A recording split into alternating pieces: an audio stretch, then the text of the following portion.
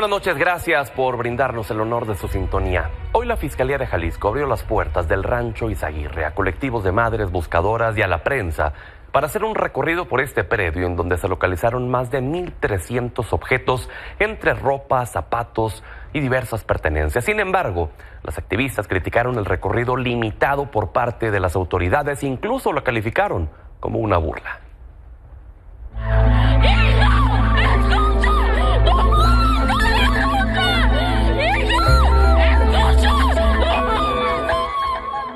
Vamos a entrar, nomás que se quiten porque no nos van a querer dejar entrar. Danos ingreso. No, permítanos. No damos el ingreso. Permítanos entrar. No, perdón. Nosotros a esto venimos.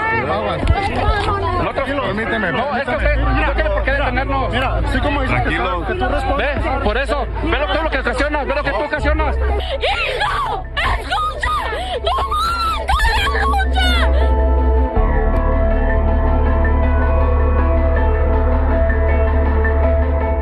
Las madres buscadoras perdieron la paciencia desde el inicio de la jornada. El ingreso al Rancho Izaguirre era por grupos y los tenían formados bajo el sol.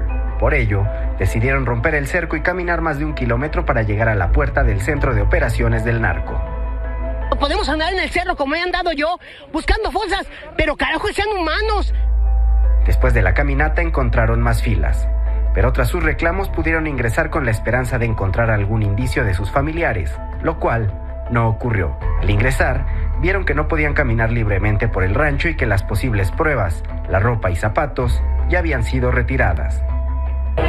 Pues nada, absolutamente nada, los cuartos, el tejabán ese que está ahí grande. ¿Dónde estaban los zapatos? Donde estaban los zapatos está completamente vacío, en los cuartos de atrás está todo completamente vacío y todo muy limpio. La desesperación con que inició la jornada se concretó. Las buscadoras no recibieron información, no pudieron buscar nada y lamentaron que la promesa de ver en persona al fiscal general de la República no se cumpliera. Lo que parecía una luz de esperanza terminó en una visita guiada por el rancho, del que salieron con más dudas que respuestas. Todo dejan las familias, ya estamos hartos, es una burla. Venimos desde Nayarit, junto con más compañeros de otros estados. ¿Para qué? ¿Para que nos den un tour como que si fuera museo? Milenio Noticias.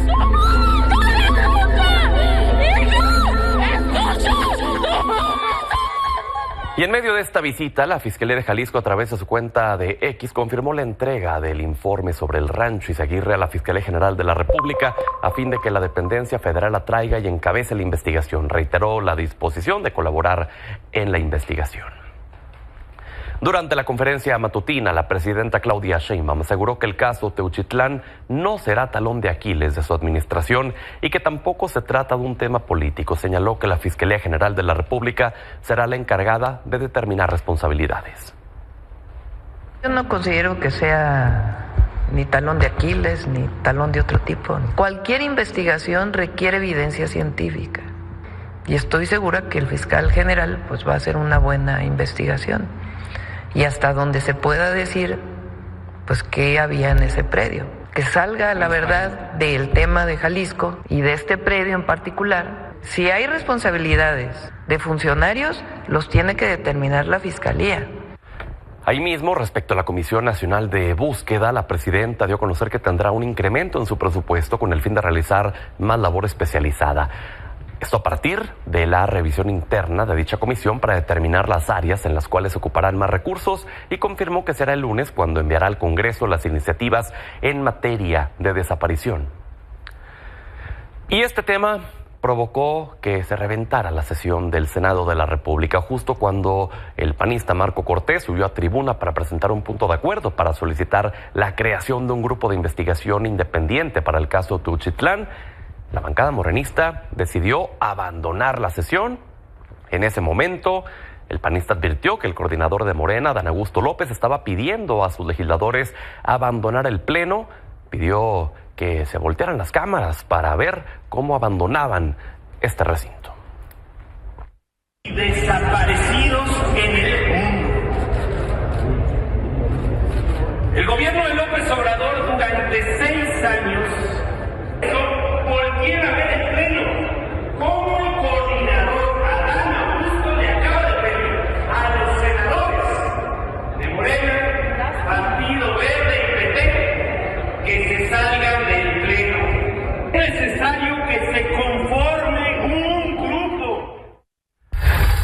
Hoy el presidente del Senado, Gerardo Fernández Noroña, participó en la Conferencia Europea de Líderes Parlamentarios que se lleva a cabo en Estrasburgo, Francia, en medio de una ola de críticas que comenzaron hacia él después de acusarlo de desestimar este caso de Teuchitlán y luego de las críticas por el viaje que tomó en primera clase para acudir a dicho evento. Algo que llamó la atención durante la participación de Noroña fue que el auditorio lució semivacío. Habló de varios temas, como el triunfo electoral de la presidenta Claudia Sheinbaum, la reforma al Poder Judicial y la relación México-Estados Unidos. Sobre el vuelo que tuvo Noroña, más tarde rechazó que haya pagado más de 140,000 pesos por su boleto de avión, pese a que la aerolínea Air France en la cual viajó tiene una tarifa establecida para un vuelo redondo de 295,000 a 357,000 pesos. Incluso retó a que se ha demostrado que él viajó en primera clase. Dijo, de confirmarse, renuncio, y si no, dijo, los pseudo periodistas que dijeron que viajé en primera clase deberían de renunciar a los medios. Lo dicen que viajé en primera, mienten. O sea, que demuestren que viajé en primera y si no, se disculpen. Es más, reto a todos los periodistas a que dicen que viajé en primera, a que si demuestran que viajé en primera, yo me retiro de la política. Pero si no viajé en primera, ellos se retiran de la política. Digo, de la actividad disque periodística, porque periodistas no son nada. Están mintiendo majaderamente. Y bueno, algunos morenistas salieron en defensa del presidente del Senado Noroña, argumentando que los viajes al extranjero son oportunidades para el Senado de llevar una parte de las relaciones diplomáticas del país. La oposición dijo que se trata de un acto incongruente e hipócrita. También que nosotros tenemos parte de lo que son el manejo de las relaciones exteriores de nuestro país. El hecho de que asista también nos permite tener una puerta abierta hacia otros parlamentos de otros países. Por ejemplo, su servidora la siguiente semana me voy a la reunión de Parlaméricas anual que se realiza en Washington, donde obviamente en este caso mi boleto de avión no lo paga el Senado de la República, lo paga la organización a la que pertenezco. Creo que tiene que dar una explicación a todo mundo, no solo al Pleno. Aquí están muy limitados los viajes, pues tiene que ser congruente, ¿no? Con lo que él pregona todos los días, ¿no? Me parece que es un farsante. Ha sido carroñero toda su vida y hoy es un ambicioso. Por cierto, que el líder de los senadores panistas, Ricardo Anaya, dejó en claro que no comparten la postura del PRI de solicitar la remoción de Noroña como presidente de la mesa directiva. Esto fue respondido por el senador y líder del tricolor, Alejandro Moreno, quien reconoció que aunque no tengan los votos suficientes para que su petición avance, habrá un precedente contra Noroña que quedará para la historia.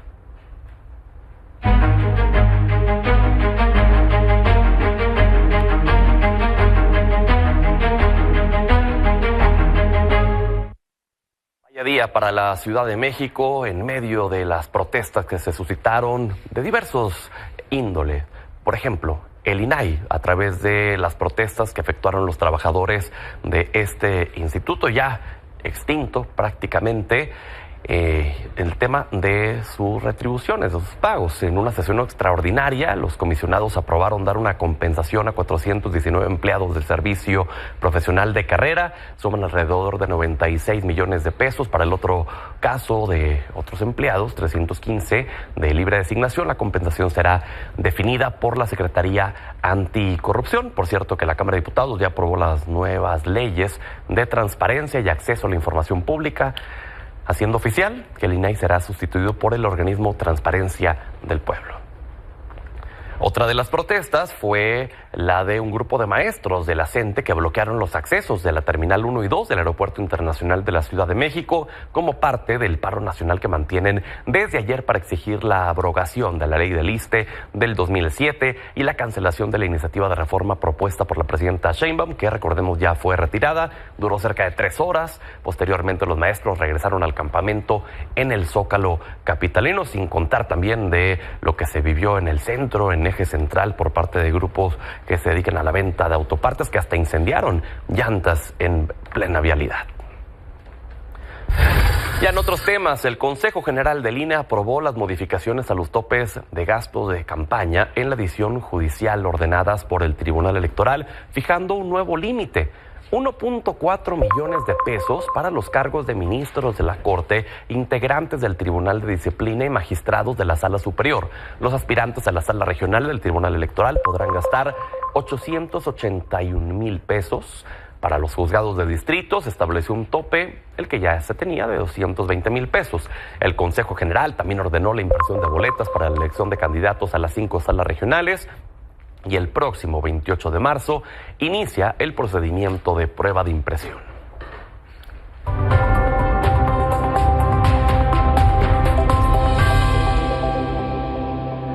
Es jueves de hablar de la agenda legislativa en la Ciudad de México, pero no podemos no comenzar esta mesa con Tania Larios, con Paulo García, con Diego Garrido y con Roifi Torres. Bienvenidos, bienvenida.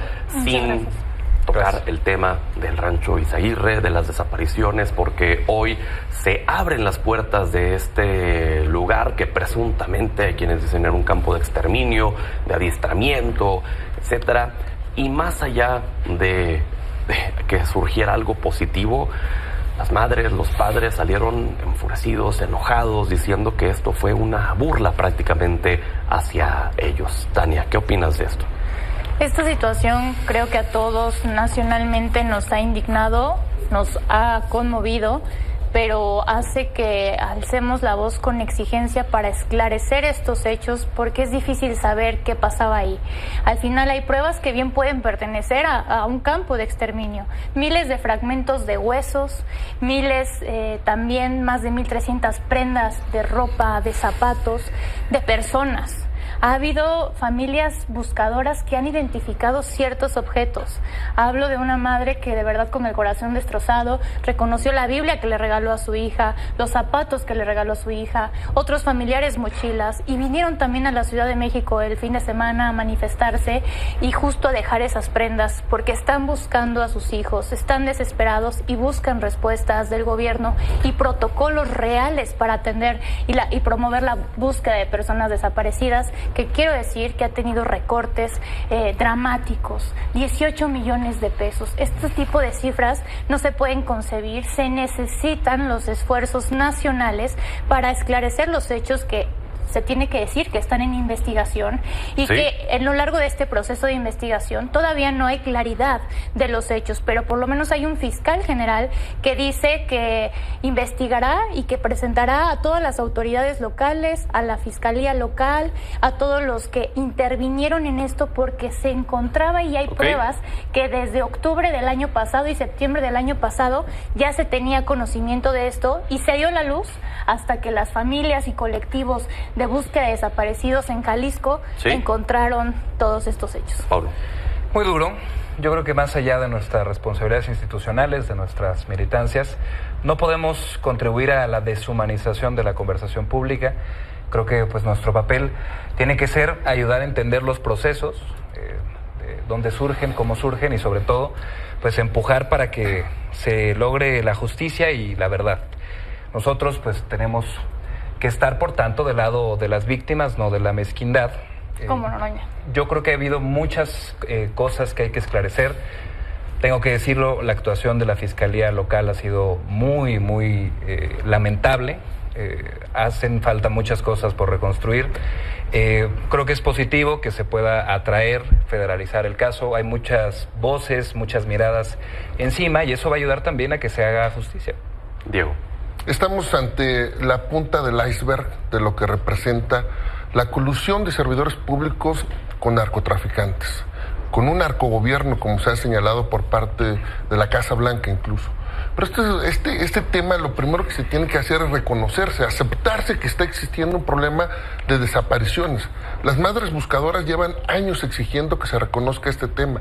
Ni más ni menos, en el sexenio pasado hubo 53,000 personas desaparecidas en el país. Y en lo que van de este sexenio, en estos 6 meses, van 6,700 personas desaparecidas. Y esto dimensione lo que nos están viendo. Si desaparece un día tu hijo, tu hermano, tu cuñado, algún familiar, y sobre todo tratándose de menores de edad, de estos desaparecidos, de los 53,000 desaparecidos en el sexenio pasado, 8,597 fueron niñas y niños. Esto nos habla de que estamos ante un problema terrible y en donde el propio gobierno, para este presupuesto de 2025, le recortó 47 millones a la Comisión Nacional de Búsqueda. No obstante, estos números que tenemos en focos rojos. Evidentemente, desde Acción Nacional, estamos porque se esclarezcan los hechos y, por supuesto, para que haya una acción contundente. Esto es claro ejemplo de la impunidad, es claro ejemplo de la colusión de servidores públicos con el narcotráfico y, por supuesto... ¿En todos los niveles? En los 3 órdenes de gobierno, lamentablemente, desde el municipal, el estatal y, por supuesto, el nacional. Y aquí lo que tiene que haber, por supuesto, es una coordinación entre todos y que dejemos también de lado echarle la culpa al pasado, porque el pasado inmediato es justamente el que tuvo este sexenio de López Obrador, en donde existieron 2,835 fosas clandestinas, los 53,000 desaparecidos que ya hablábamos nosotros y más de 200,000 homicidios dolosos. Esto debe terminar y esto es causa del narcogobierno. Roy. Yo creo que sí es brutal y es un retrato de lo que acontece en el país. Cada hora hay un desaparecido y cada 2 días es encontrada una fosa clandestina y eso me parece que es desgarrador, que demuestra la realidad en la que estamos inmersos. Nosotros en este caso somos los más interesados, por supuesto, que se conozca la verdad, que haya una investigación exhaustiva, que se deslinden responsabilidades, así como lo dijo la Fiscalía General, que va a empezar desde abajo hacia arriba a generar las investigaciones, porque esto no puede quedar como una investigación más de las que tiene la Fiscalía Local, ni las locales, ni la federal. Hay 3,000 fosas que tenemos que dar explicación a las familias buscadoras. El problema también está en los centros donde se resguardan los cuerpos, la CEMEFO, las morgues, ¿no? Ahí hay una gran cantidad de cuerpos sin identificar. Y eso es lo que se vive día con día en nuestro país. Tenemos que asumir esta responsabilidad y, sobre todo, pedir que las investigaciones lleguen hasta las últimas consecuencias. Ahora, decía el fiscal general de la República que la Fiscalía Estatal de Jalisco no hizo su trabajo, que ha fallado mucho, y decía anteriormente también que es muy complicado pensar que gobierno estatal, gobierno municipal, no estaban enterados de lo que sucedía en ese punto. Este caso ha generado muchísima indignación en todo el país prácticamente. Y si uno revisa redes sociales, uno ve, por ejemplo, que hay muchísimas personas culpando, por ejemplo, al exgobernador Enrique Alfaro. ¿Esto podría costarle a Movimiento Ciudadano políticamente? Mira, yo creo que la respuesta que ha dado Pablo Lemos, el actual gobernador, es la correcta, es el salir, asumir las responsabilidades, a dar la cara. Ya hizo esta comisión entre las diferentes dependencias del gobierno local, del gobierno federal, de la fiscalía. Este fiscal acaba de entrar, no es la fiscalía que tomó origen de este caso, en donde, como lo comentaba Tania, desde septiembre se realizaron operativos y en ese operativo estuvieron todas las autoridades de todos los niveles. Sí, estuvo la Guardia Nacional y también se le critica a la Guardia Nacional. Entonces, necesitamos conocer efectivamente qué es lo que pasó, qué es lo que se descubrió en septiembre, cómo es de que de septiembre a ahora cambia esa situación o no. Por eso las investigaciones tienen que ser de los 3 niveles de gobierno y tienen que ser tan exhaustivas que nos pueda dar una respuesta, porque efectivamente es un elemento de indignación para todos. Hoy decía la presidenta Claudia Sheinbaum que este no será un talón de Aquiles de ella, Pablo.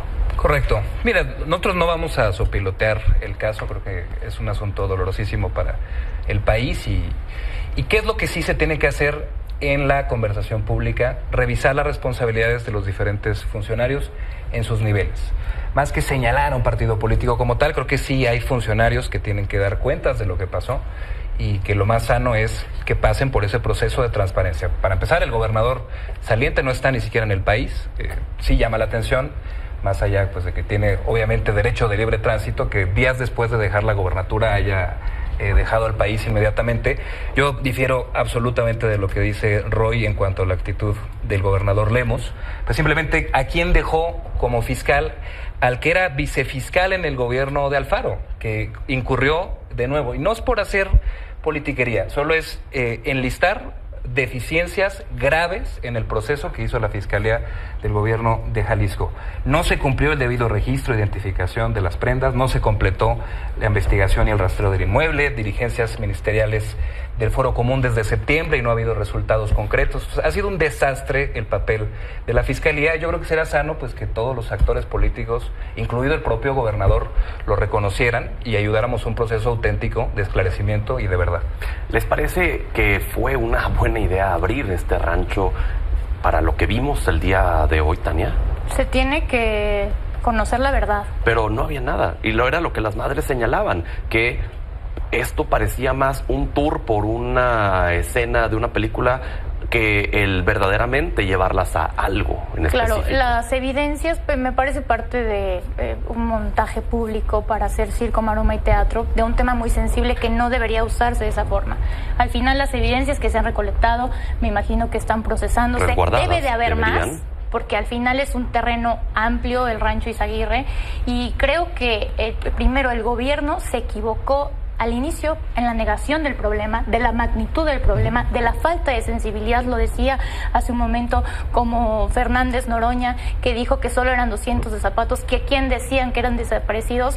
Hay que ser humanos, hay que ser sensibles, hay que ser seres humanos ante estos casos. No puedes revictimizar a las familias de desaparecidos, a los jóvenes o personas que ahí perdieron la vida y que están los restos óseos de ellos. Entonces creo que fue bueno saber y reconozco que después se tomaron las medidas serias para hablar de este tema, para no tratar de negarlo, pero también condenó algo muy importante. Se ha hecho una campaña de desprestigio a las madres buscadoras. ¿En qué país estamos viviendo? Donde se les juzga, donde se les señala, donde salen decenas de bots a mandar fotos de ellas o simulaciones o montajes. Son las madres que realizan la búsqueda de sus hijos y que ayudan a otras familias buscadoras a reconocer la verdad y a identificar restos y prendas de ellos.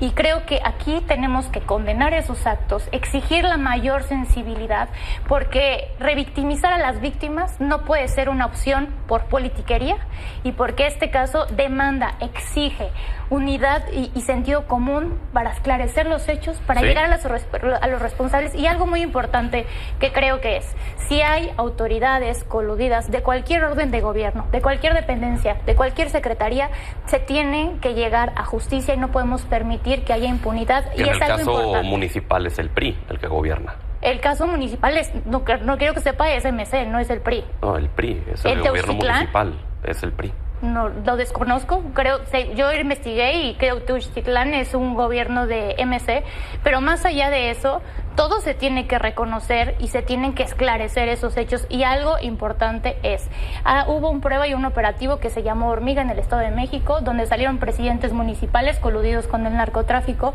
donde hay otras autoridades a nivel federal que han sido señaladas hay una sospecha y hay señalamientos de un narcogobierno de ciertos funcionarios que han hecho eso, y creo que ante eso tenemos que empezar un combate en el país de cualquier partido político, de cualquier tinte, a cualquier nivel, para encontrar a esas personas y llevarlas a la justicia, porque no podemos estar del lado de los criminales, no podemos estar del lado de la delincuencia organizada, no podemos encubrir este tipo de colusiones que ofenden a los mexicanos y que exigen de nosotros llegar a la verdad. Diego. Lo que siempre se ha dicho, y vemos cómo los de Morena le quieren echar la culpa al gobierno de Jalisco de Movimiento Ciudadano y Movimiento Ciudadano al de Morena. Aquí también hay que ver las responsabilidades que tienen, sí, por supuesto, desde lo municipal, o si sea el PRI o cualquier otro partido. Aquí la responsabilidad se trata de funcionarios públicos. Hablemos también del caso de la Ciudad de México, en donde la actual presidenta gobernó la Ciudad de México, y en la Ciudad de México se dieron 5,000 desapariciones en ese sexenio pasado. Y actualmente, en los 6 meses que llevamos de este nuevo gobierno, van 1,679 personas desaparecidas, principalmente en Gustavo Madero y Iztapalapa. Y también se tratan de cientos de niñas y niños. Y eso para ellos son simples estadísticas, cuando lo que realmente se trata es de personas, de seres humanos que están siendo sustraídos de su escuela, de sus casas, de su hogar, de su familia, y ahora están justamente las madres buscadoras reclamando y pidiendo un grito de auxilio para que las autoridades intervengan, y lamentable es que no haya sido así. Ni aquí en la ciudad asumen su responsabilidad, ni en lo federal Morena asume su responsabilidad, y hoy tenemos un gobierno fallido, que es un gobierno que está coludido con el narcotráfico. Ya lo hemos dicho muchas veces, es el narcogobierno que está coludido con los narcodelincuentes y que está coludido con los narcopolíticos, y por eso vemos estas crisis en la que estamos hoy en día. El país está incendiado en inseguridad, es el tema número uno que siempre hemos venido trayendo aquí en la mesa, y la propuesta de Acción Nacional ha sido para el combate firme, con mano dura, al crimen organizado, y en lugar de ello tenemos la postura de abrazos a los delincuentes. Solo para hacer la corrección y la aclaración, sí, es de Movimiento Ciudadano, José Asunción Murguía, y las administraciones anteriores sí eran del Partido Revolucionario Institucional, Roy. Un último comentario respecto a este tema, Roy. Mira, y eso sí lo queremos dejar muy claro desde Movimiento Ciudadano, nosotros no buscamos echarle la culpa, pero tampoco vamos a permitir que haya acusaciones falsas. Ya se está dando la cara, ya se está pidiendo responsabilidades, ya se está entregando absolutamente toda la información desde la Fiscalía. Incluso la propia presidenta ha reconocido la colaboración que ahora sí existe entre el gobierno federal, entre las entidades. Esa coordinación va a ser fundamental que se siga dando para conocer efectivamente los hechos. Lo que nosotros también buscamos y pedimos es que se conozca efectivamente qué es lo que pasó en este municipio. Y que no haya esas llamadas verdades históricas que ya al menos nos han dicho, no lo habrá, que se llegue, por favor, para la tranquilidad de las miles de madres, de padres que están en esta situación, a saber qué fue lo que pasó ahí. Me gustaría aprovechar estos últimos minutos que nos quedan de la mesa, 6 para ser exactos, para hablar de cómo va el proceso de la elección judicial aquí en la Ciudad de México. Se presentaron las boletas durante esta semana y entiendo que ha habido también ahí polémica respecto a unos foros que se estaban proponiendo por parte de un alcalde. Paulo, ¿qué pasa? Sí, denunciamos hace unos días el uso de recursos públicos de la alcaldía Miguel Hidalgo para promocionar a sus candidatos a jueces magistrados en la Ciudad de México, lo cual es algo que rechazamos. Estamos a tiempo de que las cosas se hagan bien, que nadie meta su cuchara, que no se usen recursos públicos para promover a nadie, y desde luego es importante que la gente se entere y participe. El alcalde fue lo que nos contestó: no, pues no quieren que se informe. No es que se informe, pues es que está en unos foros donde está todo de azul, llevando a unos candidatos que quiere posicionar, poniéndole presupuesto público, los medios de comunicación afines. Entonces, eso es lo que denunciamos. Creo que, insisto, estamos a tiempo en que las cosas se lleven a cabo con imparcialidad y que sea la gente la que decida. ¿Diego? Muy claro, lo que Morena quiere es solo controlar ellos el proceso. No quieren que la ciudadanía sepa cómo va a ser el proceso electoral el 1 de junio. Nadie sabe cuántos jueces, cuántos magistrados va a votar, cuántas boletas va a tener en su poder. Es un desconocimiento total, y si hay algún esfuerzo de algún panista por difundir el proceso, ahí sí es uso de recursos públicos. Y lo cierto es que no. Desde el púlpito de la presidencia están haciendo una difusión para sus candidatos. Los que están compitiendo para un puesto como ministros y jueces también están haciendo ya foros y eventos de actos anticipados de campaña. Aquí lo que se trata es de difundir qué es el proceso. Ni un solo candidato, no se ha promovido a nadie y no se hará, porque nosotros lo que sí tenemos es respeto a la legalidad, cosa que desde el gobierno sabemos que va a haber una intervención con sus siervos de la nación, operando casa por casa, con sus programas sociales, con recursos públicos, con sus camionetas, con sus funcionarios públicos en esta elección. Y no se diga, como ya lo hemos venido advirtiendo desde hace mucho tiempo, el crimen organizado y los narcos metiéndose en las campañas. Imagínate, para Pedro, elegir a jueces y magistrados. Si hiciéramos eventos desde el gobierno de la ciudad promocionando candidatos. La presidenta habla a cada momento del Poder Judicial, haciendo una postura política y criticando a la oposición. Eso es lo que hace el Ejecutivo Federal. Eso es lo que hace también el Ejecutivo Local. Criticar cualquier postura de la oposición, incluso señalarlos, eso es hacer uso político de esta elección. Y por supuesto que eso también lo vamos a denunciar en su momento, pero ya sabemos lo que va a pasar: impunidad total, porque tienen el manto protector de Morena. ¿Qué opinas, Tania? Ha habido muchos señalamientos que los hizo y me llama la atención el propio presidente de la comisión en el Congreso de la Ciudad de México, que es de Morena, sobre candidatos que son delincuentes, y así lo dijo él, estoy citando sus palabras, que son líderes o representantes de delincuentes, que son personas sancionadas por violentadores y que se tenía que reparar, y instó que la ciudadanía revise bien esos perfiles. No se sabe qué será. La idea es no vetarlos. Dijo Rincho. Sí lo dijo así. Eso no lo dijo. Lo cual es preocupante. Pero nosotros no hicimos una policía política, eso hay que se tiene que señalar y se tiene que depurar. Llegó la tómbola, lista. como lo dijimos aquí. Yo no estoy diciendo eso. Ustedes, no hicimos un filtro político porque eso le toca a la ciudadanía. Al final, no nos tocaba. Eso hizo el presidente, pedir que revisaran bien, porque hay gente que está en esas listas o que fue insaculado que no debería un filtro de político, estar. Tane. No, al final no eres elegible si tienes algún delito o eres violentador de mujeres, o por supuesto, pues si tienes nexos con la delincuencia, no deberías de quererte postular para ser juzgador. Creo que ese es un tema que se tiene que revisar, condenar que la comisión especial fue suspendida, se extinguió, y todavía, y argumentos de mis compañeros eran, no debe de suspenderse hasta que acabe el proceso electoral, porque si se requiere algo, si la ciudadanía como representantes populares exige o nos comentan algo, ¿cómo podemos tramitar esas denuncias y hacerlas llegar a las autoridades correspondientes? Roy, decías que entonces ¿para qué estaba la comisión, no? Efectivamente, pues si al final pasaron todos. O sea, hay algunos que se quedaron porque no cumplieron los requisitos, hay otros que no cumplen los requisitos, y la comisión pues se supone que era la que tenía que revisar. Entonces, yo lo que he venido insistiendo es que esta elección es un desastre, no porque nosotros lo estemos haciendo así, sino porque Morena se empeñó en que fuera de esta manera. Va a haber 6 boletas federales, 3 locales, y yo les invito en estos ejercicios que hagamos ese ejercicio de voto para que sepamos exactamente cómo van a votar las y los capitalinos. Se van a tardar casi media hora en votar. Una persona se va a tardar casi media hora. Si lo hace conciencia, que revisemos efectivamente cómo va a ser este ejercicio. Me parece que es brutal, es una de verdad locura. Vamos a revisar las actas de la elección, cómo vienen los nombres, cómo vienen siglas de quién los propuso, PJ, PL, PE. La ciudadanía no va a entender realmente de qué se tratan esos procesos. Y luego vienen las boletas por colores, unas blancas, unas amarillas de colores, unas amarillas, unas que son por materia, otras que son los diputados, y luego los locales. Y luego se inventaron esto de los distritos judiciales. Entonces ahora resulta que no vas a votar por todos los jueces y todos los magistrados, vas a votar por una parte.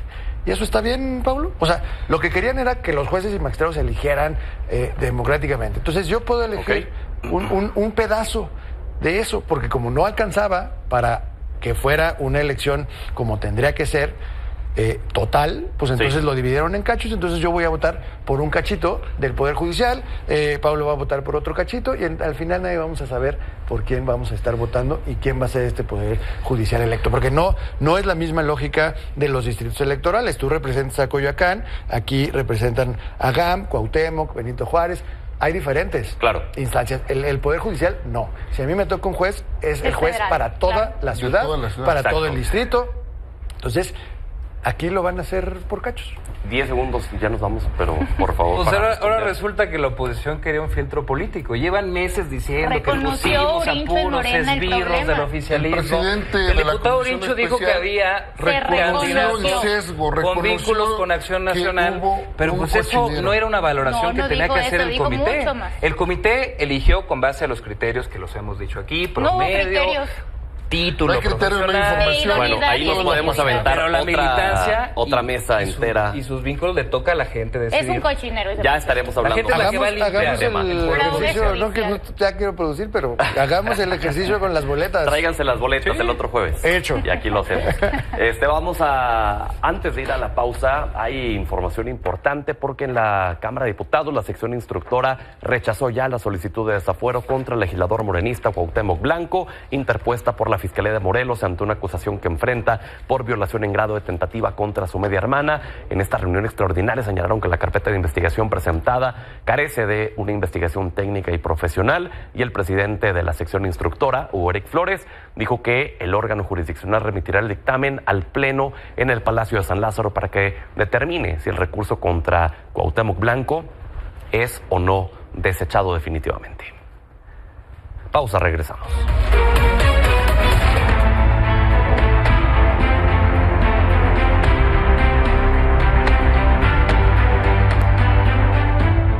Buenas noches. Daniela Pacheco, ha causado polémica el envío de inmigrantes venezolanos, la deportación que se ha llevado hacia El Salvador, en donde incluso ya hace unas horas Maduro le pidió a Bukele que se los regrese.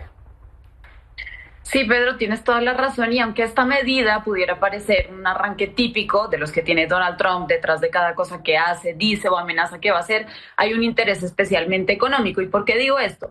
Trump ya había manifestado que estaba insatisfecho con el ritmo de las deportaciones de población venezolana a su país y suspende en represalia una licencia para que la petrolera Chevron opere en Venezuela.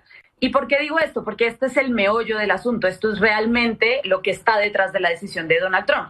Hoy Trump se echa para atrás y dice que está pensando en revertir esa reciente orden de su gobierno que le daba a la compañía hasta principios de abril para cerrar su operación en Venezuela.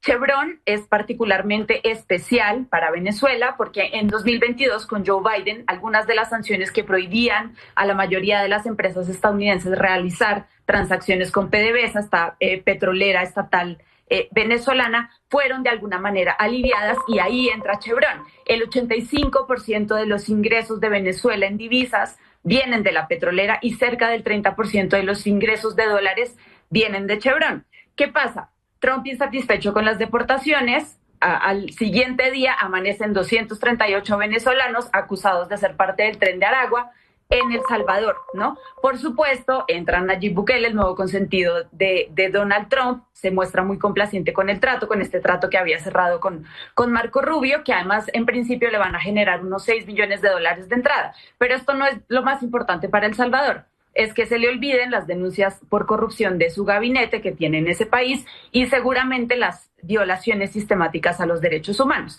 ¿Qué pasa entonces? Estamos frente a un nuevo mecanismo de presión de Donald Trump que involucra un negocio millonario, en este caso de petróleo, y ese afán político que tiene de mostrar resultados con las deportaciones. Es su estilo político: amenazo, presiono y hago que se cumpla mi voluntad. El problema es que esas amenazas conllevan normalmente un costo humano pues muy alto, en este caso la vida de 238 personas aisladas de sus familiares. Ya lo hemos visto bastante, lo hemos visto igual ese tratamiento con el Canal de Panamá, es el estilo del presidente Trump. ¿Sí? Te ataca con un arma y luego quiere negociar. Al puro estilo de Trump, y es lo que estaremos viendo durante los siguientes años. Y le va a tocar la peor parte, desgraciadamente, a Latinoamérica, que como no le representamos una amenaza en cuanto a fuerza de choque, como lo pudiera hacer China, pues se va a aprovechar y nos va a agarrar de piñata, como se dice coloquialmente. Somos su caballito de batalla. Caray. Daniela, gracias. Gracias a ti, Pedro. Pausa, regresamos. La presidenta de México, Claudia Sheinbaum, acudió a la Asamblea Anual de la Cámara de la Industria de Transformación de Nuevo León, en la que se reunieron empresarios de autoridades del Estado. En la ceremonia rindió protesta el nuevo presidente de CAINTRA, Jorge Santos. Además, se abordaron temas como el crecimiento de las pymes, el panorama de México ante los aranceles de Estados Unidos y el desarrollo económico del país. Estoy segura que frente a los retos nuevos vamos a salir adelante, porque estamos juntos y eso nos da una fortaleza enorme. La presidenta Sheinbaum ha sido muy acertada desde un principio en decir: vamos a poner aranceles a la producción, a las importaciones chinas, vamos a ver lo que podemos producir en México. Creo que ha sido muy acertada el no perder tiempo en este tema. Desde CAINTRA y en colaboración con las autoridades seguiremos promoviendo acciones entre nuestros socios para que el uso del agua sea el más eficiente, y lo anterior mediante el almacenamiento y reutilización del agua. Gracias por el honor de su sintonía esta mañana.